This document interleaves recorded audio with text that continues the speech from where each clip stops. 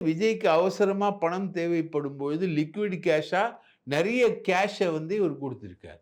So, அதிலயும் இவரு இருக்கார். அதில என்ன இதில பியூட்டிஃபுல் மேட்டர் என்னன்னா, 23ஆம் தேதியே இந்த உத்தரவு ரெடி ஆயிடுச்சுங்க.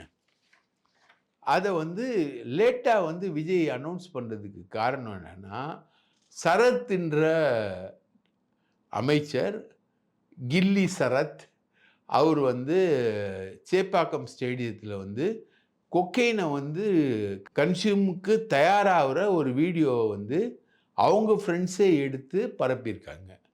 அந்த வீடியோ வைரல் ஆன உடனே, அ இவ் அமைச்சர் மேல நடவடிக்கை எடுக்கணும் அப்படின்ற ஒரு சிச்சுவேஷன் வந்து விஜய்க்கு வரும்பொழுது, அவரு இந்த வெங்கட நாராயணாவுடைய அறிவிப்ப, டெல்லி அறிவிப்ப வெளியிட்டு அந்த விஷயத்த டைவர்ட் பண்ணியிருக்கார்.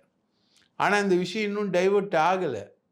அவர் மீது நடவடிக்கை எடுக்கணும்னு சொல்லிட்டு விடுதலை சிறுத்தைகள்லேருந்து எல்லாருமே வந்து அந்த கோரிக்கையை வச்சுக்கிட்டு இருக்காங்க.